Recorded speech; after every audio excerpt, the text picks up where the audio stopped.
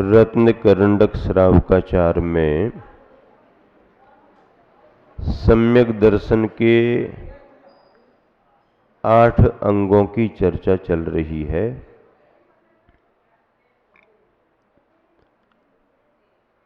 सम्यक दर्शन का परिणाम जितना अंतर्मुखी है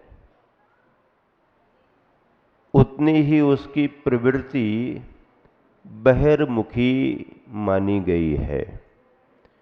परिणाम आत्मकेंद्रित होता है, लेकिन उस सम्यक दृष्टि का व्यवहार समाज और राष्ट्र हित के लिए भी होता है। इसलिए हम सम्यक दर्शन को केवल धर्म के क्षेत्र में ही स्वीकार न करें, सम्यक दर्शन का विस्तार करुणा के रूप में प्राणी मात्र के प्रति भी हुआ करता है। अंतरंग से उसके परिणाम आत्म तत्व के रहते हैं, अपने लिए रहते हैं, लेकिन जब वह व्यवहारिक जगत में आता है तो उसके परिणाम प्राणी मात्र से जुड़ते हैं और वह सभी के प्रति सहयोगी का भाव रखता है, सद्भावना रखता है। इन्हीं अंगों में आज उपगूहन अंग की चर्चा है। प्रारंभ के 4 अंग निसंकेत, निकांक्षित, निर्विचिकित्सा, अमूढ़ दृष्टि 4 हुए। अब आगे के 4 अंगों में उपगूहन, स्थितीकरण, वात्सल्य और प्रभावना, ये 4 अंग रहेंगे। अभी उपगूहन अंग का लक्षण देखें। श्लोक नंबर 15 उच्चारण के लिए तैयार हो। स्वयं शुद्धस्य मार्गस्य बालासक्तजनाश्रियाम् वाच्यतां यत् प्रमार्जन्ति तद्वदन्त्युपगूहनम्।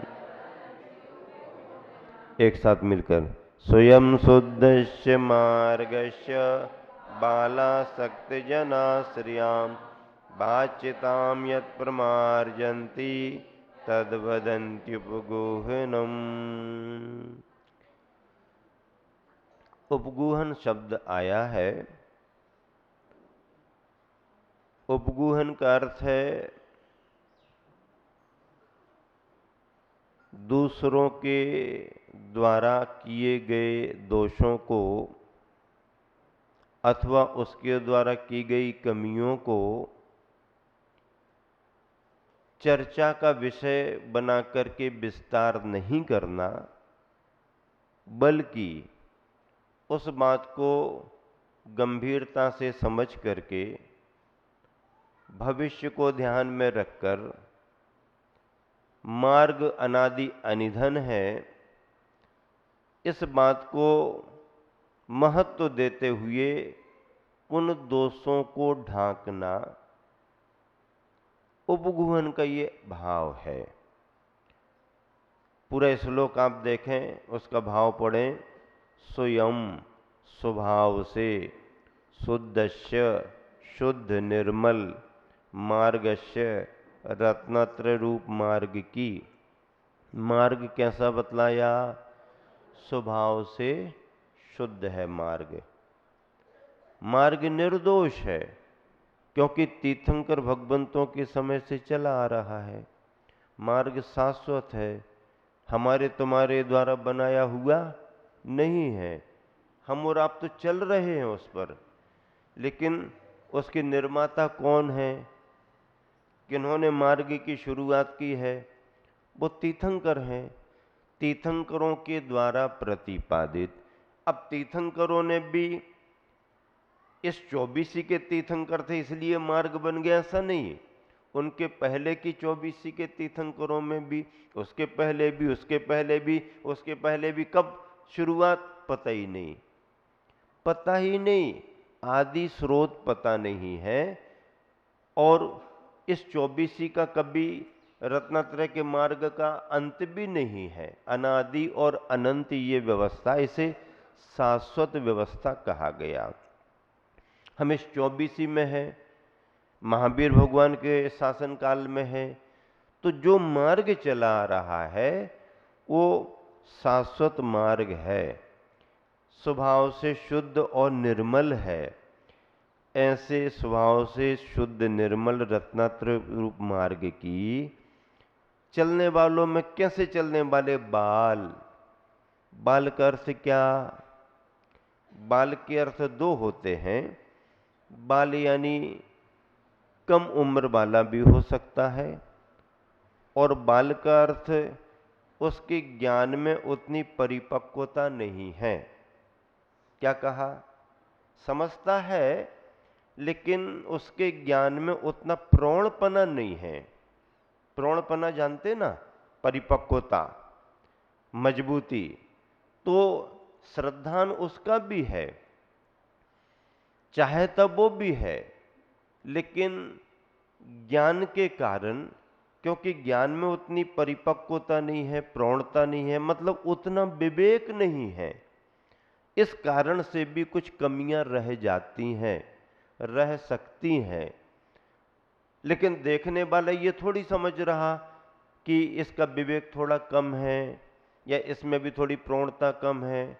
वो तो ये देखेगा कि भाई जैसा कहा है वैसा होना।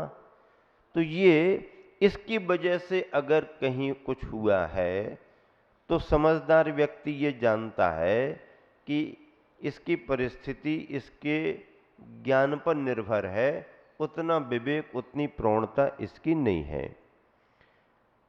अथवा असक्त जन, ज्ञान में परिपक्वता है, प्रौढ़ता है, लेकिन अब शरीर से उतना श्रम या उतनी साधना नहीं हो पाती है, वृद्धावस्था आ गई है अथवा रुग्णता आ गई है, तो उसमें भी कोई ना कोई कमियां रह सकती हैं।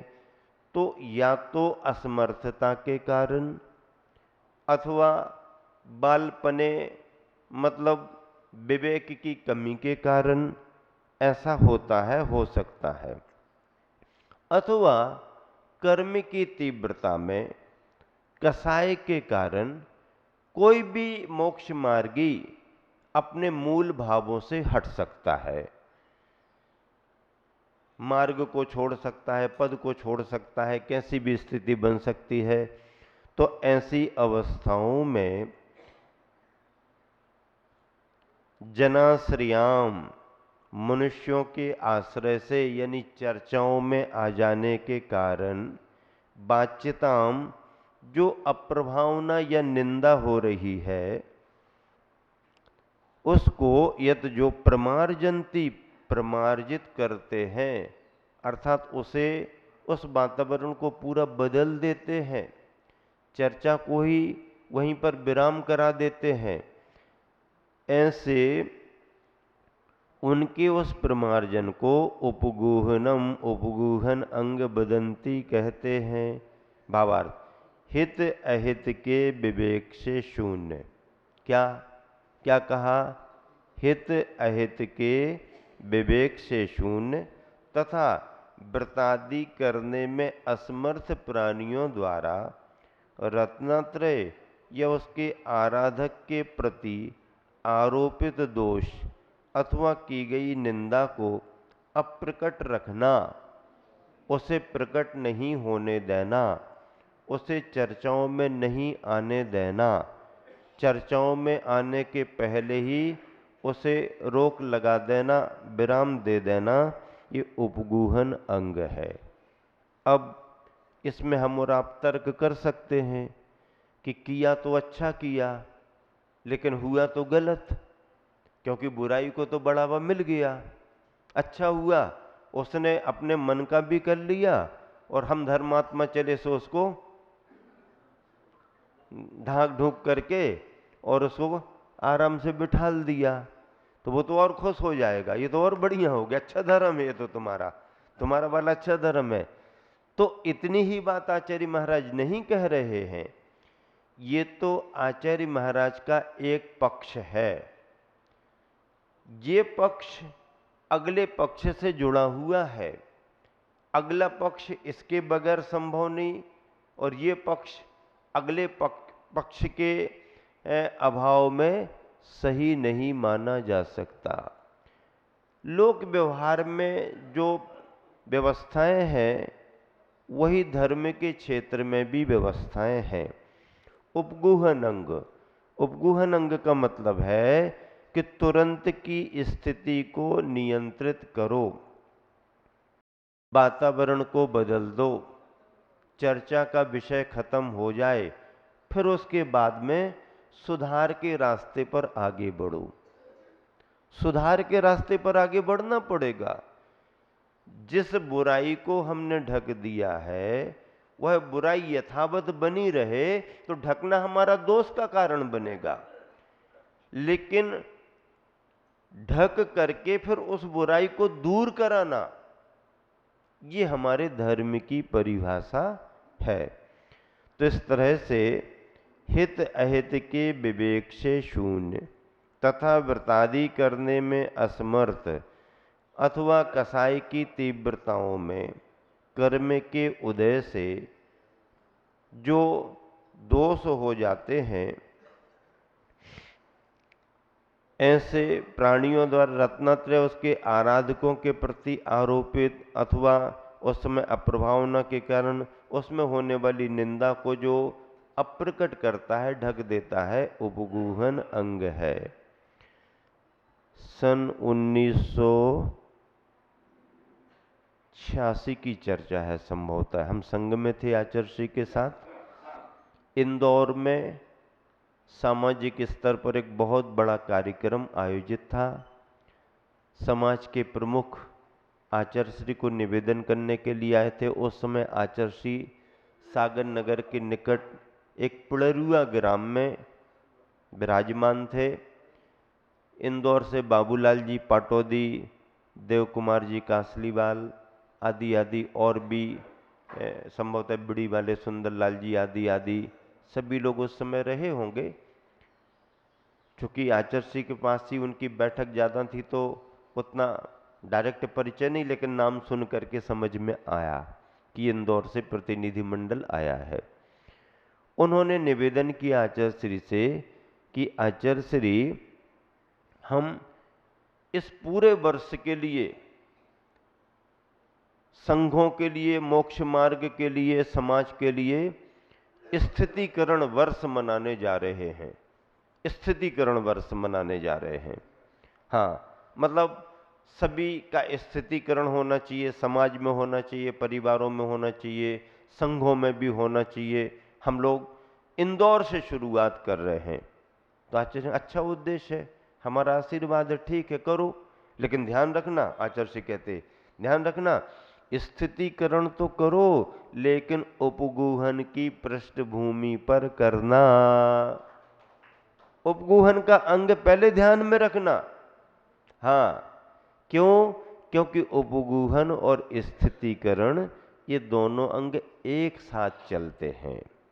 हाँ, किसी कमजोर व्यक्ति को सहयोग करना है तो कर दो सहयोग, आप करो सहयोग, लेकिन हमसे तरीका सीख करके जाओ। क्या? कमजोर को सहयोग करना है, करो। सभी समाज में कुछ वर्ग कमजोर होता है, उसको जरूरत भी होती है, लेकिन वो किसी के सामने आता नहीं है, किसी से मांगता भी नहीं, स्वाभिमानी होता है। अगर आप दानदातार हो और अच्छे से सहयोग करना चाहते तो करो, लेकिन हम आपको उपाय बताते। क्या? केवल उसी परिवार को पता हो कि आपने सहयोग किया है, बाकी किसी को पता ना हो तो तुम्हारा सहयोग बहुत बड़ा माना जाएगा। अब ऐसा कौन करे? नहीं नहीं, हमारा तो पहले सबके लिए बताओ, फिर बाद में दिया कि नहीं दिया। हाँ, आप तो अनाउंस कर दो पहले। अरे अनाउंस तो तुमने करवा लिया और काम तो किया ही नहीं। नहीं, ऐसा नहीं। कहीं कहीं पर किसी को पता भी ना पड़े और अगर कर दिया तो ये बहुत बड़ा साधर्मी के प्रति सहयोग माना जाता है। जैन समाज में ही नहीं, जैनेतर समाजों में भी ऐसे काम करने वाले बड़े बड़े दातार पड़े हुए हैं। हाँ, सम्यक दर्शन ज्ञान चारित्र की चर्चा उनके जीवन में भले नहीं है, पर चैरिटी के नाम पर बड़े बड़े संस्थान खोले हुए हैं, बड़ा बड़ा दान करते हैं, बड़ा बड़ा सहयोग करते हैं, और किसी को पता भी नहीं चलता है।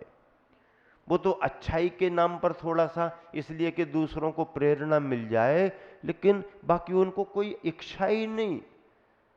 धर्म बहुत भीतरी भावों तक जाने का नाम है।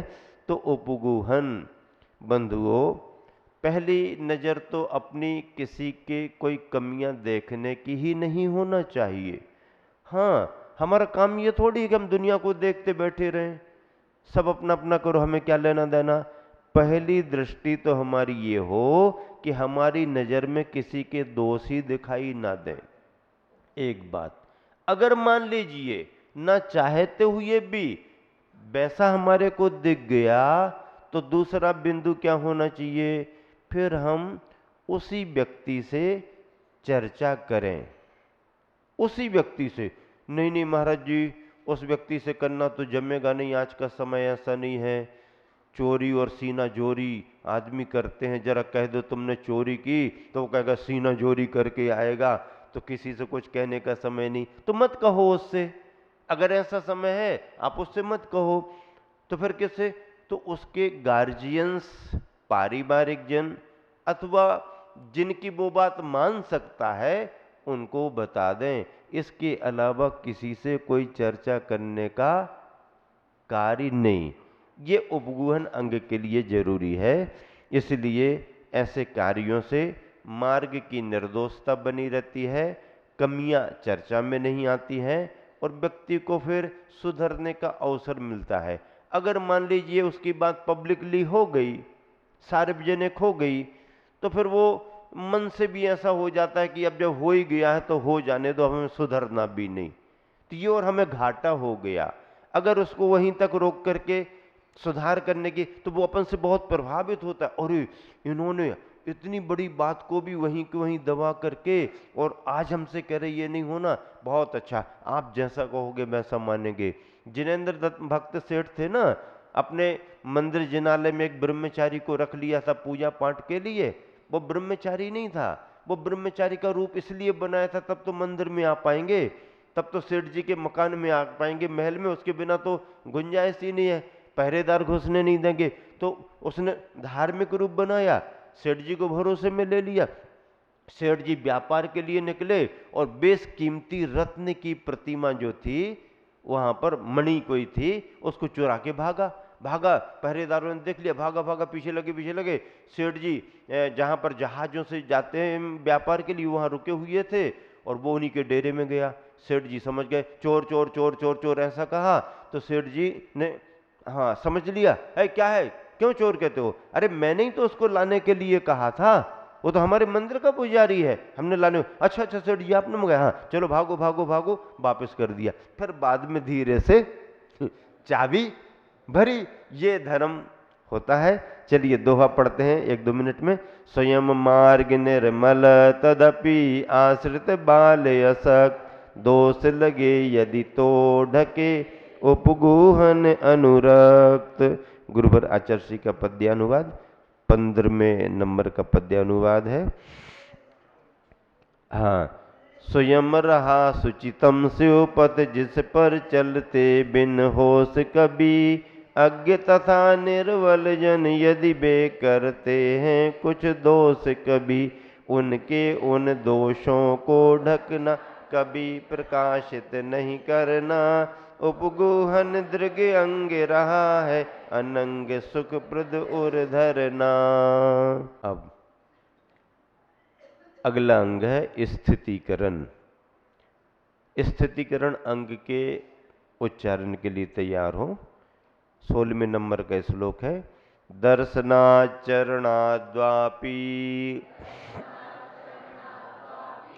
चलताम धर्म वत्सलै, प्रत्यवस्थापनम प्राज्ञैः स्थितिकरण मुच्यते। एक साथ मिलकर, दर्शनाचरणाद्वापि चलतां धर्म वत्सलै प्रत्यवस्थापनम प्राज्ञै स्थितिकरण मुच्यते। धर्म वत्सलै, धर्म स्नेही जनों के द्वारा दर्शनात् सम्यक दर्शन से, चरणात् चारित्र से व अथवा ज्ञान से भी अभी भी चलता विचलित होते हुए पुरुषों का प्रति अवस्थापनम फिर से पहले की तरह स्थित किया जाना प्राज्ञ ही विद्वानों के द्वारा स्थितिकरणम उच्यते स्थितिकरण अंग कहा जाता है। ये कार्य कौन करता है? धर्म वत्सली, जो धर्म के प्रति प्रेम का भाव रखता है वह ऐसा कार्य करेगा।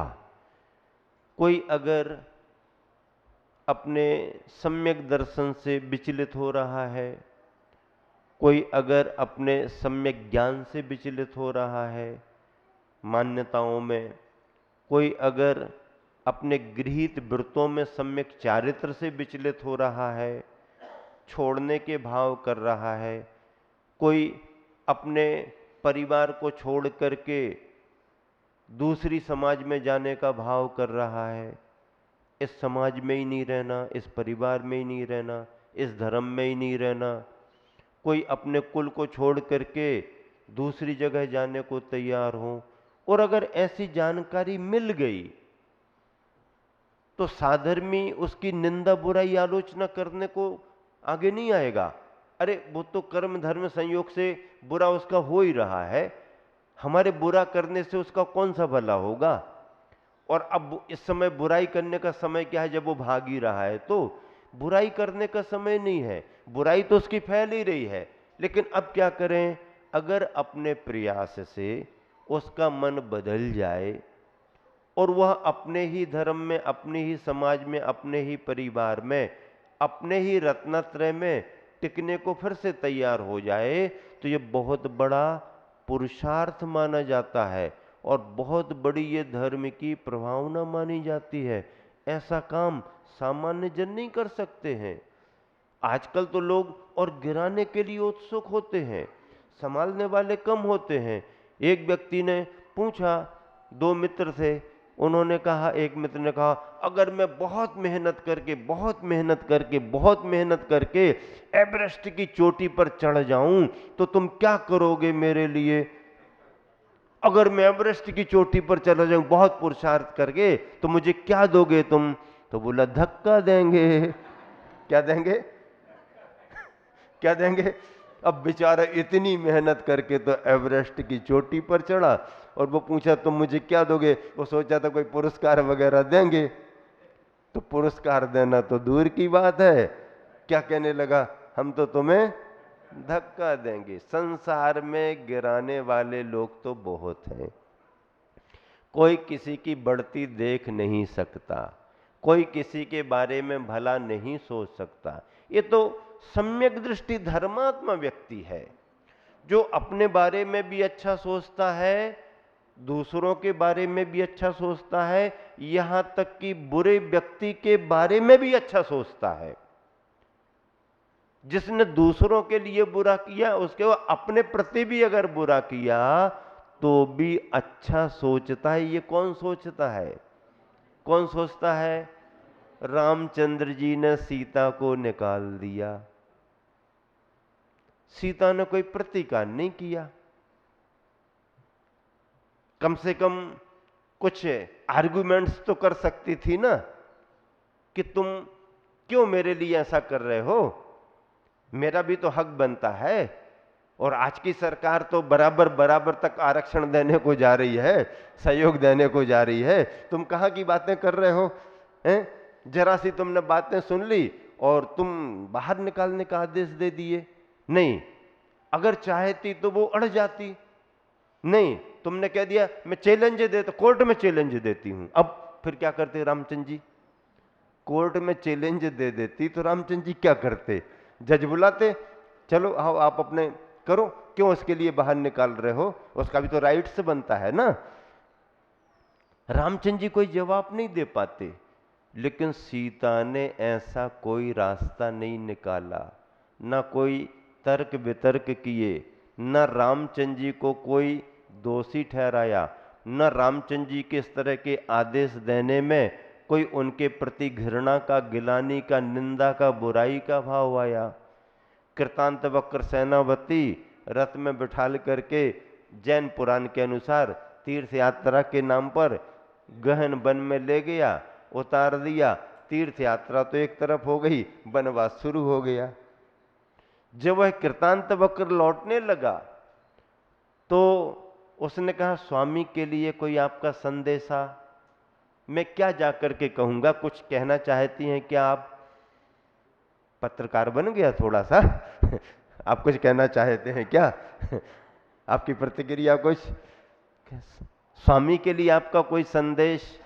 तो सीता कहती है कि मेरा केवल यही संदेश मेरे स्वामी श्री राम से कहना कि लोगों के कहने में आकर के, उनकी बातों को सुन करके जिस तरह तुमने मुझे छोड़ दिया है, अगर कोई कुछ कह देते हैं तो ऐसे लोगों के कहे में आकर के आप अपने धर्म को नहीं छोड़ देना।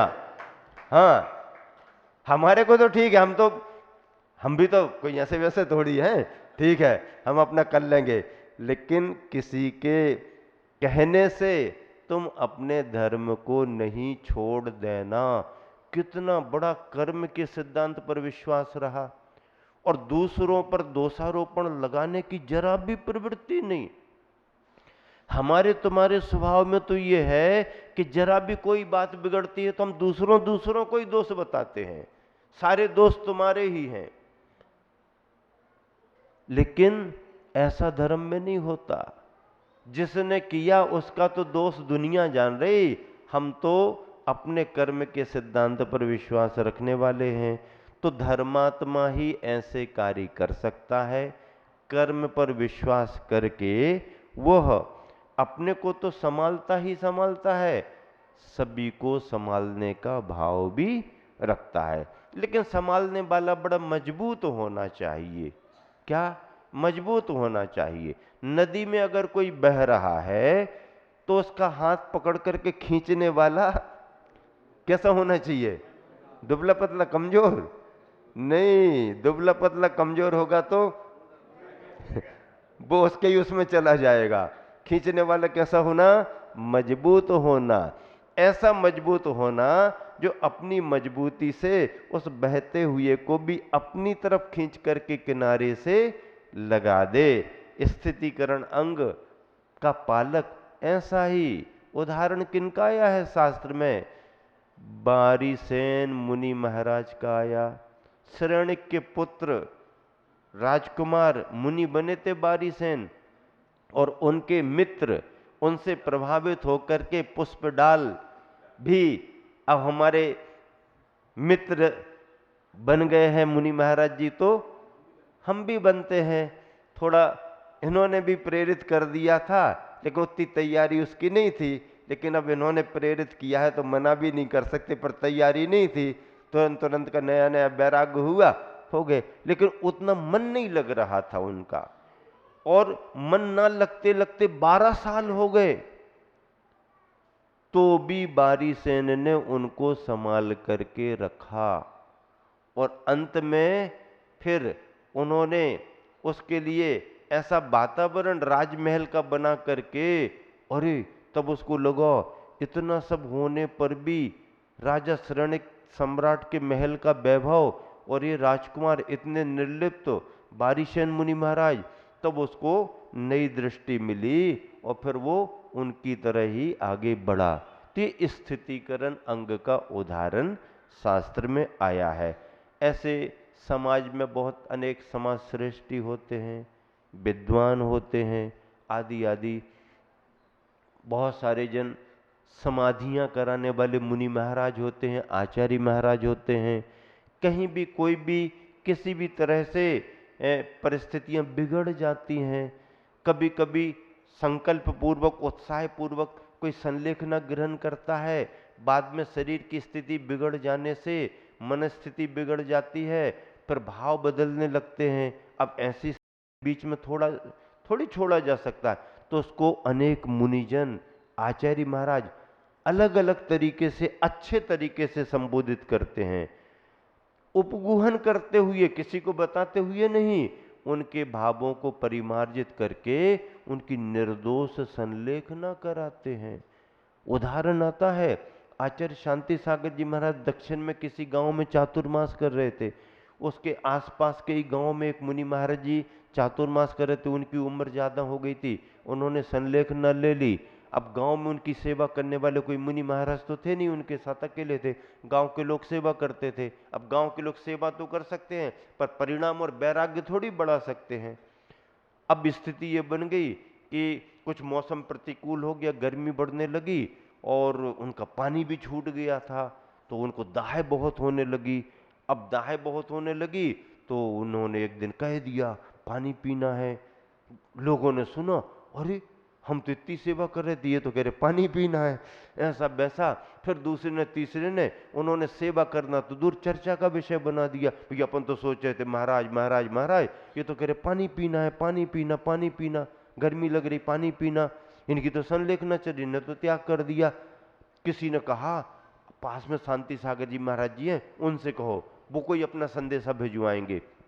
महाराज जी के पास गए, उन्होंने सारी परिस्थिति समझ ली कि उनके साथ साधर्मी कोई है नहीं, समझाने वाला कोई नहीं है, सेवा करने वाले गृहस्थ क्या करेंगे, उनको इतना ज्ञान नहीं है। फिर उतनी दूरी ज्यादा नहीं थी, तो चतुर्मास में ही शांति सागर जी आचार्य महाराज चले, वहां पहुंचे और पहुंच करके उन्होंने पहले उनकी परिक्रमा लगाई। आचार्य वो थे, वो मुनि थे, परिक्रमा लगाई और उनको नमोस्तु किया और कहा, अहो मुनिराज, आप भाग्यशाली हो, आप छपक राज हो, आपने संलेखना धारण कर ली है और मैं आपकी वंदना करने को आया हूं। जैसे ही उनने सुना, देखा शांति सागर जी महाराज सामने, घबरा गए, घबरा गए। मैं आपकी वंदना करने के लिए आया हूं, आप इतने महान आचार्य, मेरी वंदना। हाँ, आपने संलेखना धारण की है ना, आपने इतना बड़ा त्याग किया है, मुझे समाचार मिले कि आपने इतना इतना बड़ा त्याग किया, संकल्प लिया है, मैं आपकी वंदना करने आया हूं। अब उनको अंदर अंदर घबराहट होने लगी, अरे कहीं हमारा समाचार तो नहीं पहुंच गया, कहीं ऐसा तो नहीं हो गया। फिर उन्होंने धीरे से कहा, आपको गर्मी बढ़ रही है, मुझे समाचार मिला, मैं पानी लेकर के आया हूं, अभी कोई नहीं यहाँ पर, आपको पीना हो तो पानी पिलाए देता हूं। लेकिन एक बात है कि ये पानी वानी तो भाव भवांतर में कितनी बार पिया है, ऐसा मुनि का पद और संलेखना बार बार नहीं मिलती है। बोलो आप, पीना हो तो ये रखा है पानी, क्या करना है? नहीं नहीं नहीं नहीं, पानी को अलग करो, ये अलग करो, करो, सब समाज को बुलाओ उनके सामने। सबको बुलाया। आचार्य महाराज ने कहा, महाराज जी आपको पानी पीने का कोई विकल्प है? नहीं नहीं, मेरे को कोई विकल्प नहीं है, मैं पानी का त्याग करता हूं, संलेखना करूंगा। और उस त्याग के साथ ही उनकी संलेखना संपन्न हुई। 1 मिनट में, सेकंडों में परिणाम कहां पहुंच जाते हैं। ऐसे कार्य कराने वाले स्थितिकरण अंग, उपगुहन अंग आदि आदि माने जाते हैं। शास्त्रों में चर्चाएं हैं धर्म के रूप में, सिद्धांत के रूप में, लेकिन व्यवहारिक जीवन में भी इनका पालन किया जाता है। ये धर्म ग्रंथ की ही बातें नहीं है, ये हमारे व्यवहारिक जीवन की बातें हैं, सम्यक दर्शन के परिणाम के साथ। तो सम्यक दर्शन का परिणाम जितना अपने लिए अंतर्मुखी बनाता है, आत्मोन्मुखी बनाता है, उतना ही हमारे को व्यापक रूप से संघ और समाज से जोड़ करके चलता है। संघ के बारे में भी सोचना पड़ता है, समाज के बारे में भी सोचना पड़ता है, समाज के प्रत्येक परिवार के बारे में सोचना पड़ता है। जिसको अनुकूलता है उनको प्रोत्साहित किया जाता है, जिनको प्रतिकूलता है उनको संभाला जाता है, सक्षम व्यक्ति को प्रोत्साहित किया जाता है और कमजोर व्यक्ति को संभाला जाता है, स्नेह देकर के उसको उसमें मजबूत किया जाता है। तभी हमारा सम्यक दर्शन और ये धर्म फलता फूलता है।